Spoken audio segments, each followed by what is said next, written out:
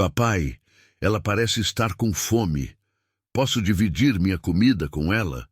As palavras de uma criança de 5 anos, simples, inocentes, mas poderosas o suficiente para mudar 3 vidas para sempre. O que acontece quando a compaixão de uma criança confronta o mundo fechado de um CEO viúvo e o que uma mulher à beira do abismo encontra quando menos espera? Esta é a história real de Bruno Lopes, Bela e Letícia Santana. Uma história sobre fome, mas não apenas de comida. Fome de conexão, de propósito, de recomeço. Se você acredita que os encontros mais transformadores da vida acontecem nos momentos mais inesperados, então você está no lugar certo. Aqui no Ecos do Coração, compartilhamos histórias reais de brasileiros que descobriram que um simples gesto pode mudar tudo. Nos diga nos comentários de onde você está ouvindo. Adoramos saber até onde nossas histórias alcançam. Esta história vai provar que a compaixão de uma criança pode ser mais poderosa que qualquer plano de negócios. O sábado amanheceu cinza em São Paulo, mas dentro do apartamento Cobertura nos Jardins, o caos já tinha começado às 7 da manhã. Bruno Lopes, 36 anos, CEO da EduTech Brasil, estava de joelhos no chão do quarto da filha, procurando o tênis rosa que Bela jurava ter deixado embaixo da cama na noite anterior. Sua camisa social azul já estava amarrotada, o cabelo despenteado, e ele tinha exatamente 15 minutos para levá-la à consulta com a doutora Patrícia. Papai, ele não está aí, disse Bela, balançando as pernas na beirada da cama, os cachos castanhos caindo sobre o rosto. Eu acho que o Sr. Bigodes escondeu. Sr. Bigodes era o gato imaginário que Bela culpava por tudo desde que a mãe havia partido. Bela, por favor, Bruno suspirou, levantando-se e passando a mão pelo rosto. Você tem outro tênis? Mas eu quero o rosa.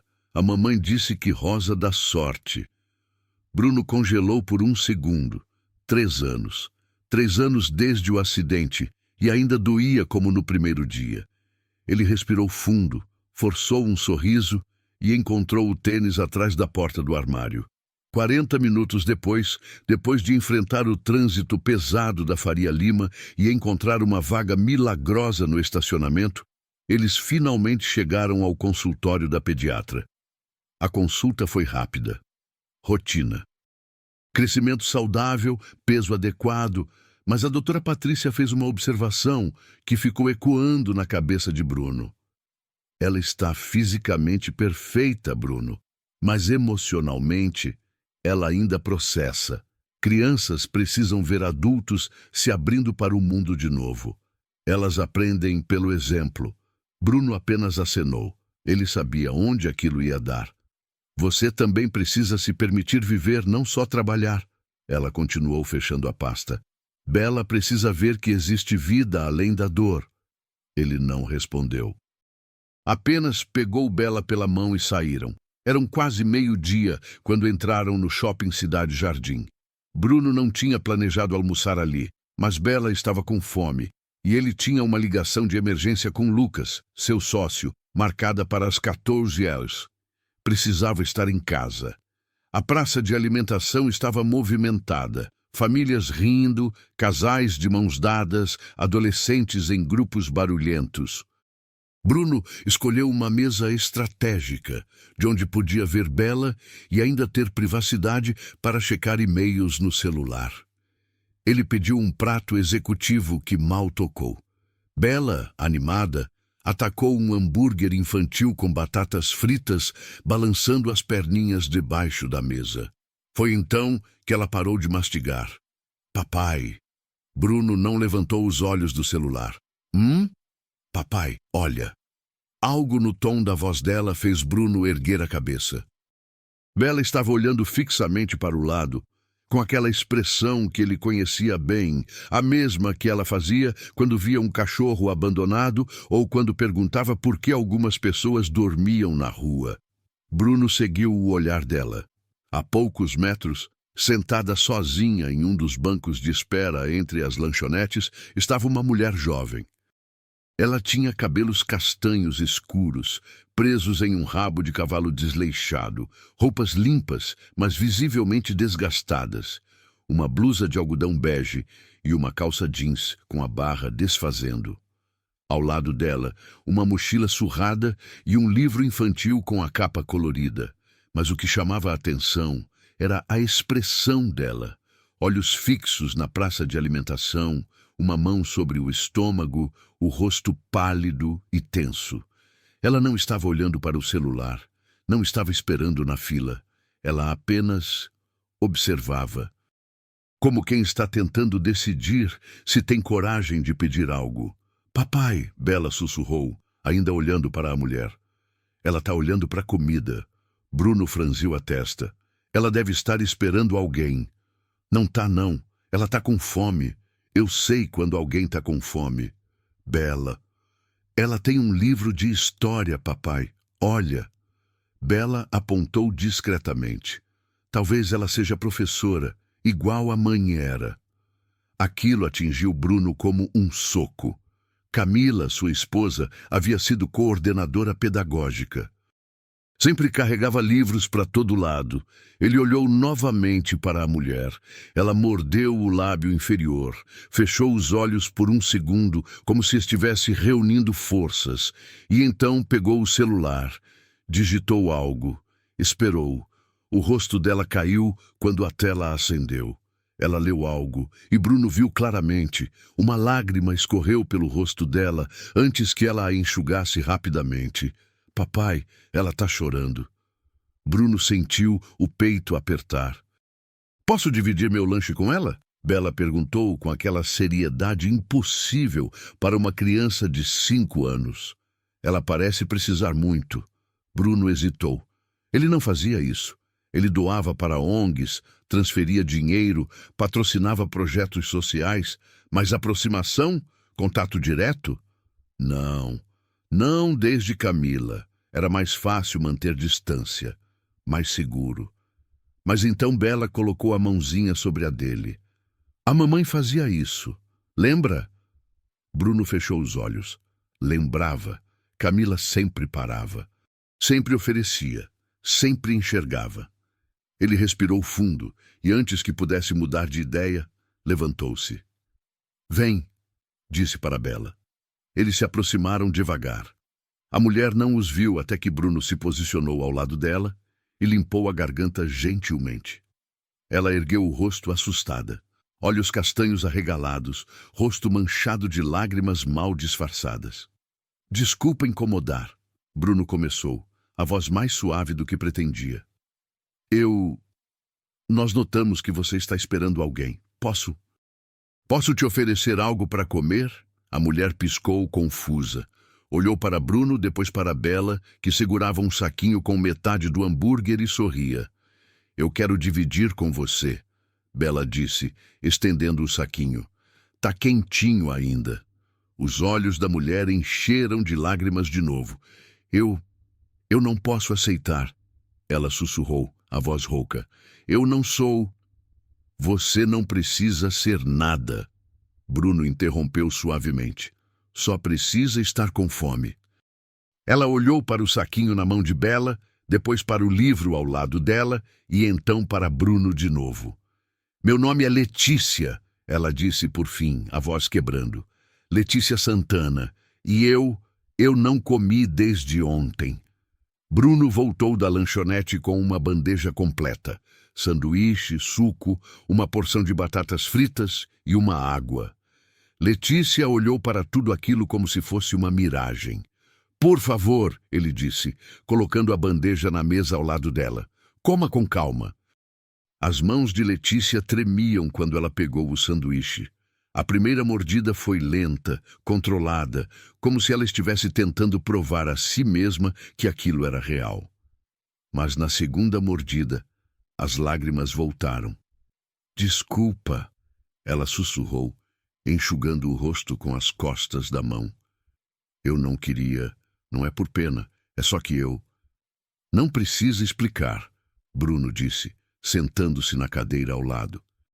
Bela se acomodou ao lado de Letícia, balançando as pernas, observando tudo com aquela curiosidade gentil das crianças. Você é professora? Bela perguntou, apontando para o livro. Esse livro é da turma da Mônica. Eu amo a Mônica. Letícia sorriu pela primeira vez, um sorriso cansado, mas genuíno. Eu era professora, voluntária, na verdade, numa ONG na Zona Leste. Era?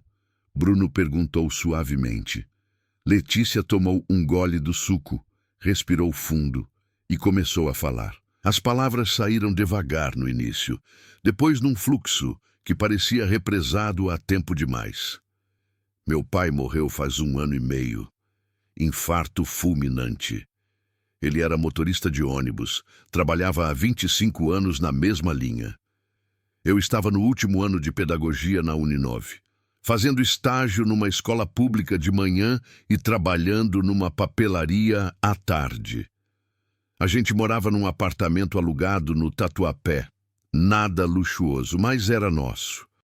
Bela ouviu em silêncio, mastigando uma batata frita que Bruno havia colocado na frente dela. Depois que meu pai morreu, minha mãe começou a passar mal. Muita dor, cansaço. Ela achava que era tristeza. Quando finalmente descobrimos, já era câncer avançado. Coloretal, estágio 3. Letícia pausou, os olhos perdidos em algum lugar do passado. Não tínhamos plano de saúde. O SUS fazia o que podia, mas o tratamento era longo. Eu tranquei a faculdade quando faltavam só 2 períodos. Precisava cuidar dela em tempo integral. Sinto muito, Bruno disse, e pela primeira vez em anos, ele realmente sentia. Não era apenas educação, era empatia verdadeira. Ela lutou por 8 meses. No fim foi rápido, uma infecção generalizada.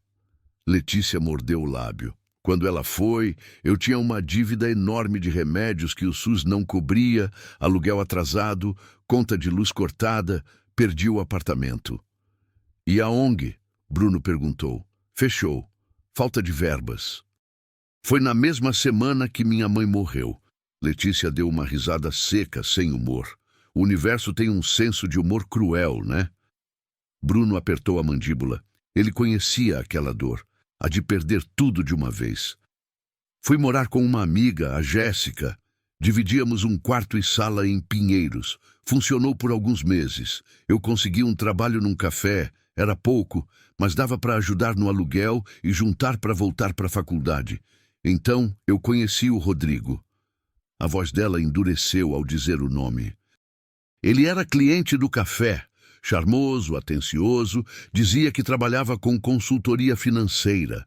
Quando a Jéssica precisou sair de São Paulo por causa de um emprego novo, ele ofereceu que eu morasse com ele. Temporariamente, ele disse, até você se organizar. Eu acreditei. Bela franziu o senho.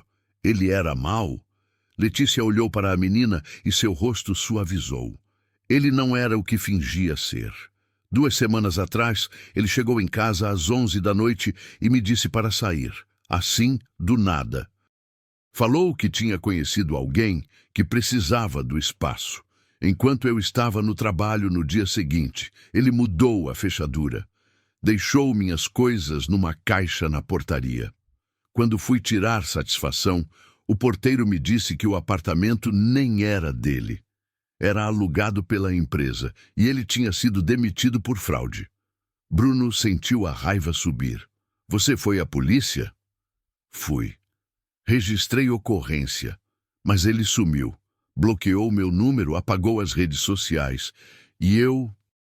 Ela engoliu seco. Eu perdi o emprego porque faltei 2 dias seguidos tentando resolver a bagunça. Sem referências, sem endereço fixo, ninguém mais me contratou. E você está na rua desde então? Bruno perguntou, já sabendo a resposta. Eu durmo num abrigo na Sé quando tem vaga. Quando não tem, fico na rodoviária ou em alguma praça. Hoje eu vim até aqui porque marquei de encontrar a Jéssica. Ela disse que talvez pudesse me ajudar, que conhecia alguém contratando, mas... Ela mostrou o celular, ela me bloqueou. Acho que eu pedi dinheiro emprestado demais. O silêncio caiu sobre eles. O barulho da praça de alimentação continuava ao redor. Conversas, risos, crianças correndo. Mas naquele pequeno círculo havia apenas a dor crua da realidade. Bella, que tinha ficado quieta até então, colocou a mão na bolsa que sempre carregava. Era uma bolsinha rosa de unicórnio onde ela guardava seus tesouros. Ela remexeu lá dentro e tirou uma pequena pedra branca com veios cinzas. Toma, ela disse, estendendo a pedra para Letícia. É uma pedra de sorte. Eu acho quando vou passear. Essa aqui é especial. Letícia pegou a pedra com cuidado, como se fosse algo precioso. Obrigada, Bella. Você tem um coração enorme. Minha mamãe dizia que quando a gente dá sorte para os outros, a sorte volta para a gente também. Bruno engoliu em seco. Sim, Camila dizia isso. Ele olhou para o relógio. A ligação com Lucas seria em 20 minutos, mas de repente aquilo parecia sem importância. Olhou para Letícia, para o livro ao lado dela, para a forma como Bella havia se aproximado dela com tanta naturalidade. A voz da doutora Patrícia ecoou em sua mente. Ela precisa ver que existe vida além da dor. Letícia, ele disse, tomando uma decisão que sabia que mudaria tudo. Você tem para onde ir hoje à noite? Ela negou com a cabeça, abaixando o olhar. O abrigo está lotado. É fim de semana, sempre lota. Bruno respirou fundo. Camila teria feito isso sem pensar duas vezes. Talvez fosse hora dele começar a honrar a memória dela não apenas com dinheiro, mas com ações. Venha para casa, ele disse. Temos um quarto de hóspedes. Você pode ficar até se reorganizar. Letícia ergueu a cabeça bruscamente, os olhos arregalados. O quê? Não, eu não posso. Você não me conhece. Eu não posso aceitar isso. Eu sei que você cuida da sua mãe até o fim. Eu sei que você ama ensinar crianças. Eu sei que você carrega esse livro porque ainda tem esperança. Bruno apontou para o livro da Mônica. E eu sei que minha filha vê algo em você que eu preciso aprender a ver de novo nas pessoas. Bella assentiu vigorosamente. Você pode dormir no quarto perto do meu. E a gente pode ler histórias. Letícia cobriu o rosto com as mãos, os ombros tremendo. Quando finalmente olhou para cima, havia gratidão e medo misturados nos olhos. Eu não sei o que dizer. Diga sim, Bella respondeu simplesmente. E amanhã você me ensina a desenhar a Mônica igualzinha ao livro. Letícia soltou um riso molhado, limpando as lágrimas. Está bem, sim. Obrigada. Muito obrigada. Bruno acenou, sentindo algo soltar em seu peito pela primeira vez em 3 anos. Vamos, vou só avisar que vamos atrasar para um compromisso. Ele pegou o celular para enviar uma mensagem para Lucas, sem saber que aquela decisão não apenas mudaria a vida de Letícia, mas também colocaria em movimento eventos que testariam tudo o que ele achava que sabia sobre si mesmo, sobre negócios e sobre o verdadeiro significado de família. A casa de Bruno ficava em um condomínio fechado em Alphaville. Quando o carro passou pelo portão eletrônico e seguiu pela alameda arborizada, Letícia sentiu o estômago revirar. As mansões de vidro e pedra, os jardins impecáveis, o silêncio caro daquele lugar, tudo gritava que ela não pertencia ali. Chegamos, Bruno disse, estacionando na garagem. A porta da cozinha se abriu antes mesmo que eles descessem do carro. Uma mulher de uns 60 anos, cabelos grisalhos presos em um coque, avental florido amarrado na cintura, apareceu com uma expressão entre curiosidade e preocupação. Dona Célia, Bella gritou, correndo para abraçá-la. A gente trouxe a Letícia! Ela vai ficar no quarto de visita! Dona Célia olhou de Bella para Bruno, depois para Letícia, que permaneceu alguns passos atrás, abraçando sua mochila surrada como um escudo. Célia, esta é Letícia Santana, Bruno disse, a voz firme mas gentil. Ela vai ficar conosco por alguns dias. Os olhos experientes de Dona Célia escanearam Letícia rapidamente. As roupas desgastadas, os olhos inchados de choro, a postura tensa de quem está pronta para fugir a qualquer momento. Mas então algo suavizou em seu rosto. "Bem-vinda, querida", ela disse, abrindo um sorriso caloroso. "Deve estar cansada. Venha, vou mostrar seu quarto." Naquela noite, depois de um banho quente que durou 40 minutos e uma troca de roupas emprestadas de Dona Célia, Letícia desceu para jantar. A mesa estava posta simplesmente: arroz, feijão, frango grelhado e salada. Comida caseira. Letícia teve que segurar as lágrimas de novo. Bela tagarelou durante toda a refeição, contando sobre a escola, seus desenhos, seus livros favoritos. Bruno permaneceu mais quieto, mas Letícia notou como ele olhava para a filha, aquele amor imenso misturado com uma tristeza que ela reconhecia bem. "A mamãe do céu gosta quando você é bonzinha com as pessoas", Bela disse de repente, olhando para o pai. A Dona Célia falou. Bruno engasgou levemente com a água. Dona Célia, que servia mais salada, deu um sorriso discreto. "Sua mãe era muito generosa", Letícia disse suavemente. "Igual você." "Ela morreu num acidente", Bela disse com aquela naturalidade desconcertante das crianças. "Um caminhão bateu no carro dela. Eu tinha 2 anos. Eu não lembro muito, mas o papai conta histórias." Letícia olhou para Bruno, que tinha o olhar fixo no prato. "Ela era coordenadora pedagógica", ele disse por fim, a voz baixa. "Apaixonada por educação, sempre falava em transformar vidas através do ensino." "Exatamente como você queria fazer", Bela disse para Letícia, sorrindo. "Por isso eu sabia que a gente tinha que ajudar você." Mais tarde, quando Bela já estava dormindo e a casa silenciosa, Letícia estava no quarto de hóspedes, sentada na cama macia demais, quando ouviu uma batida leve na porta. "Posso entrar?" A voz de Dona Célia. "Claro." A mulher mais velha entrou carregando uma xícara de chá de camomila. "Trouxe isso. Ajuda a dormir." "Obrigada." Letícia pegou a xícara, sentindo o calor nas mãos. Dona Célia sentou-se na poltrona ao lado. "Trabalho aqui há 6 anos. Cuidei da Camila quando ela estava doente e cuido do Bruno e da Bela desde então." Letícia aguardou em silêncio. "Ele se fechou depois que ela morreu. Mergulhou no trabalho, na empresa, nos números. É um pai maravilhoso, mas esqueceu de ser humano." Dona Célia sorriu suavemente. "Até hoje." "Eu não quero ser um fardo", Letícia sussurrou. "Você não é. Você é um lembrete." Na segunda-feira, enquanto Bruno estava em reunião virtual no escritório e Bela na escola, Dona Célia encontrou Letícia na sala, folheando um caderno surrado. "O que é isso?" perguntou curiosa. Letícia hesitou, depois abriu o caderno. As páginas estavam repletas de anotações, desenhos coloridos, planos de aulas detalhados. "Meu projeto", ela disse baixinho. "Eu queria criar uma metodologia de alfabetização emocional, ensinar crianças a ler não só palavras, mas sentimentos, usar histórias para processar traumas, perdas, mudanças." Dona Célia pegou o caderno com cuidado, folheando as páginas. Havia ilustrações simples, mas tocantes. Crianças conversando com nuvens que representavam emoções, árvores onde cada folha era uma memória, pontes entre corações partidos.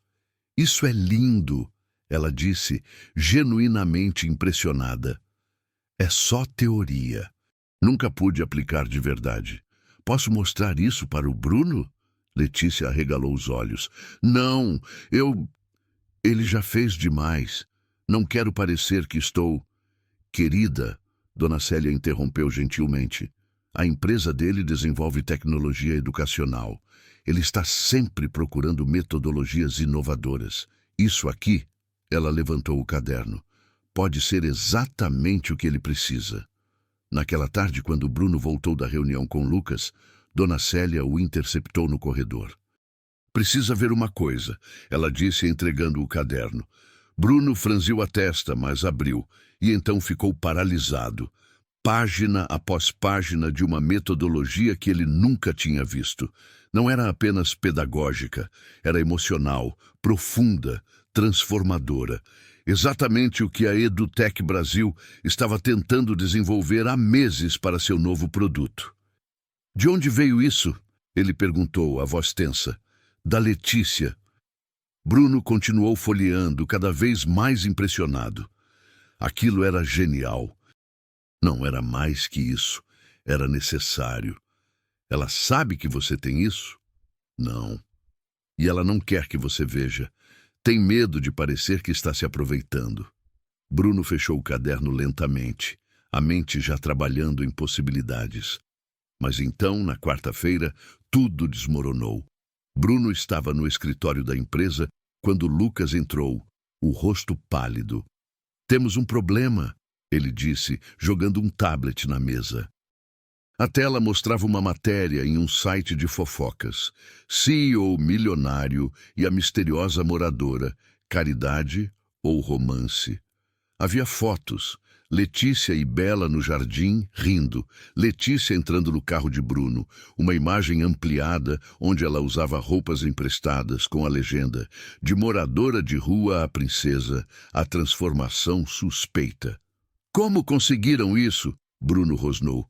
Provavelmente alguém do condomínio vendeu as fotos.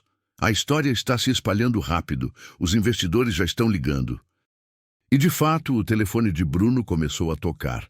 Números conhecidos, acionistas, conselheiros, todos querendo explicações. Em casa, Letícia viu a matéria pelo celular que Dona Célia havia emprestado. Sentiu o mundo desabar de novo. Quando Bruno chegou em casa naquela noite, visivelmente exausto, ela já estava com a mochila pronta. Eu preciso ir, ela disse, a voz firme apesar das lágrimas. Isso vai destruir você, sua empresa, sua reputação, Bela. Letícia, não! Você já fez demais. Eu nunca vou esquecer, mas eu não posso ficar. Não posso ser o motivo de você perder tudo. Bela apareceu no topo da escada, ainda de pijama. Letícia, você vai embora? O coração de Letícia se partiu. Ela subiu correndo, ajoelhou-se na frente da menina. Eu preciso ir, querida, mas você... Ela abriu a mão, mostrando a pedra branca que Bela havia dado. Você fica com sua pedra de sorte de volta, porque você é minha sorte. Você me lembrou que o mundo ainda tem bondade. Mas eu dei para você! Bela começou a chorar. Você precisa mais que eu. Não preciso mais. Você já me deu algo maior que sorte. Você me deu esperança. Letícia abraçou a menina, sussurrou algo em seu ouvido e então desceu as escadas rapidamente. Bruno a seguiu até a porta. Deixa eu, pelo menos, te levar. Não, por favor, eu preciso fazer isso sozinha. E antes que ele pudesse argumentar, ela saiu porta afora, desaparecendo na noite. Bruno ficou parado, segurando o batente da porta, sentindo como se algo essencial tivesse sido arrancado dele. Bela desceu as escadas lentamente, a pedra branca apertada na mão, lágrimas escorrendo. Papai, ela soluçou, por que as pessoas boas sempre vão embora? E Bruno, pela primeira vez em 3 anos, não teve resposta. Apenas puxou a filha para um abraço e deixou suas próprias lágrimas caírem. Os 3 dias seguintes foram os mais longos da vida de Bruno. Bela mal comia. Passava horas no quarto desenhando. Quando Bruno foi ver, encontrou dezenas de desenhos da mesma cena. Ela, Letícia e ele, de mãos dadas. No rodapé de cada um, com letra torta de criança: Volta, Letícia. Na empresa, a pressão havia se tornado insuportável. Na manhã de quinta-feira, Bruno estava na sala de reuniões do 15º andar, cercado por 6 investidores em ternos caros e expressões impacientes. Bruno, você entende nossa posição, disse Henrique Tavares, o principal acionista. A oferta da Tech Global é generosa. Eles querem adquirir a EduTech por 280 milhões. Você sairia bilionário. E vocês quintuplicariam o investimento. Bruno respondeu a voz neutra. Exatamente. É uma vitória para todos. Mas esse escândalo recente... Henrique fez uma pausa, escolhendo as palavras. Está afetando a imagem da empresa. Se você não aceitar a venda, alguns de nós vamos considerar retirar o investimento. Lucas, sentado ao lado de Bruno, interveio. Vocês estão falando de destruir anos de trabalho por causa de uma matéria sensacionalista? Estamos falando de proteger nosso capital, outro investidor rebateu. Bruno olhou pela janela. Lá embaixo, São Paulo pulsava. Milhões de pessoas, cada uma com suas lutas, suas histórias, suas fomes invisíveis.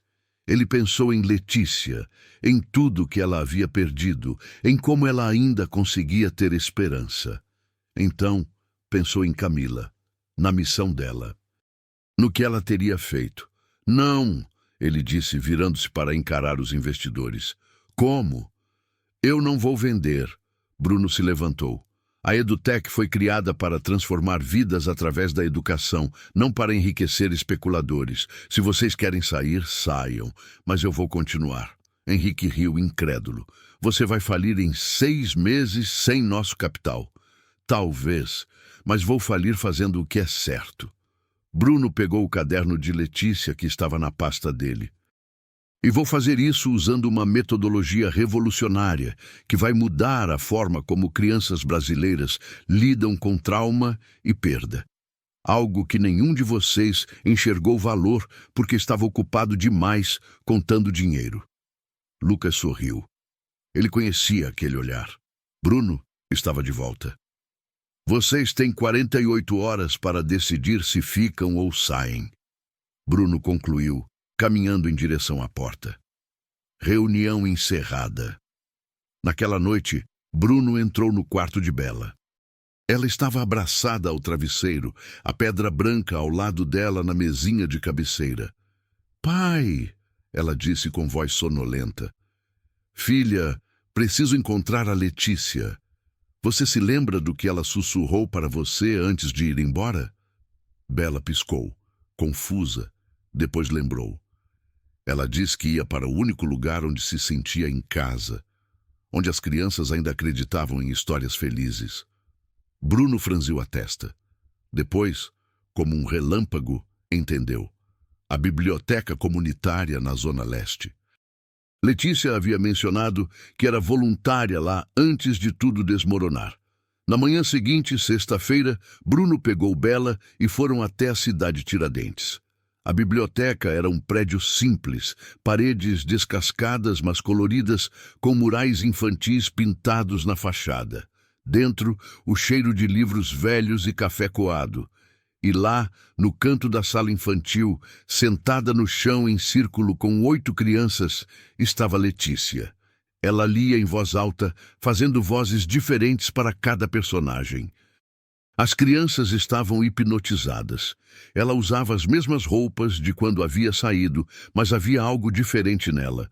Uma dignidade recuperada, uma luz que não vinha de roupas caras ou tetos luxuosos, mas de estar fazendo o que amava. Quando ela terminou a história e olhou para cima, viu Bruno e Bela parados na entrada. Seu rosto empalideceu. Bruno, o que vocês... Letícia... Bela correu e se jogou nos braços dela. Letícia a abraçou, apertado, as lágrimas instantâneas. Oi, meu amor. Você está bem? Eu trouxe sua pedra. Você esqueceu. Bela abriu a mão mostrando a pedra branca. Bela, eu deixei ela para você de propósito. Mas o papai disse que a gente vai precisar dela para o novo projeto e você precisa estar lá. Letícia olhou para Bruno confusa. Ele se aproximou, ajoelhando-se para ficar na altura delas. Eu recusei a venda da empresa, demiti 3 investidores e decidi que a EduTech vai desenvolver um novo produto, baseado na sua metodologia. Bruno, eu não... Escuta, ele interrompeu gentilmente. Eu passei 3 anos fugindo da vida, usando o trabalho como desculpa para não sentir. Mas você e Bela me lembraram do que Camila sempre disse, que educação só transforma quando vem do coração. Ele tirou um envelope do bolso interno do blazer. Isso é uma proposta formal. Quero que você seja a diretora de conteúdo pedagógico da EduTech. Salário justo, participação nos lucros, orçamento para montar sua equipe. Não é caridade, é reconhecimento do seu talento. Letícia pegou o envelope com mãos trêmulas, abriu, leu. Os olhos se encheram de lágrimas. Isso é real? Completamente, mas tem uma condição.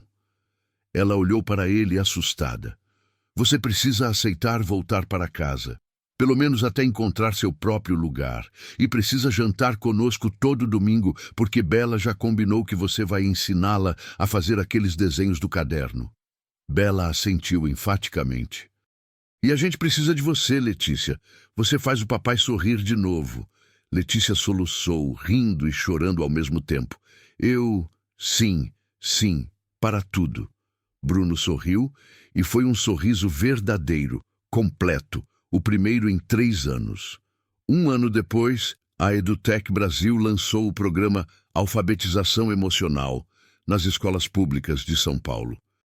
O impacto foi imediato. Crianças que sofreram traumas, perdas, mudanças drásticas, finalmente tinham ferramentas para processar suas emoções através de histórias e arte. Letícia estava no palco do evento de lançamento ao lado de Bruno. Ela não usava mais roupas emprestadas. Tinha seu próprio estilo, simples, mas elegante. Mas o que realmente brilhava era a confiança em seus olhos. Nada disso existiria sem uma menina de 5 anos que decidiu dividir seu lanche, Letícia disse ao microfone, olhando para Bela na primeira fila. Ela me ensinou que gentileza não é fraqueza, é a força mais transformadora que existe. Bela agitava uma plaquinha que ela mesma tinha feito. Letícia é minha heroína. Depois do evento, os 3 foram caminhar pela mesma praça do shopping, onde tudo havia começado. Sabe, Bruno disse, observando Bela correr à frente deles. Camila diria que tudo isso estava destinado a acontecer. Você acredita nisso? Letícia perguntou. Eu acredito que há encontros que salvam a gente. E eu acredito. Ele olhou para ela. Que algumas pessoas entram na nossa vida não para passar, mas para ficar. Letícia sorriu. E pela primeira vez em anos, não era um sorriso através da dor. Era pura alegria. Bela voltou correndo, segurando algo nas mãos. Olha o que eu achei! Era uma pedra, pequena, lisa, com veios que pareciam formar um coração. Mais uma para a coleção, Bruno riu. Não, Bela disse, séria. Essa é diferente. Essa é para quando a gente quiser lembrar. Lembrar do quê? Letícia perguntou. Bela olhou para os 2, depois para a pedra e sorriu com aquela sabedoria impossível das crianças. Que todo mundo tem fome de alguma coisa e que quando a gente divide o que tem, ninguém fica com menos. Todo mundo fica mais rico. Bruno apertou a mão de Letícia. Ela apertou de volta. E ali, naquela praça ensolarada de São Paulo, 3 pessoas que tinham perdido tudo descobriram que tinham encontrado algo muito maior, uma nova chance de ser família, construída não pelos laços de sangue, mas pelos fios invisíveis da compaixão, da esperança e do amor que escolhe permanecer. Às vezes, tudo o que precisamos é da coragem de uma criança para enxergar o que realmente importa. A história de Bruno, Bela e Letícia nos ensina que a verdadeira riqueza não está em contas bancárias, mas na capacidade de estender a mão para quem precisa. Se esta história tocou seu coração e te fez acreditar que gentileza ainda pode mudar o mundo, deixe seu like e compartilhe com alguém que precisa deste lembrete hoje. E não esqueça, se inscreva no canal Ecos do Coração para mais histórias que provam que, no fim, somos todos apenas seres humanos procurando conexão. Até a próxima história. E lembre-se, sua compaixão pode ser a pedra de sorte de alguém.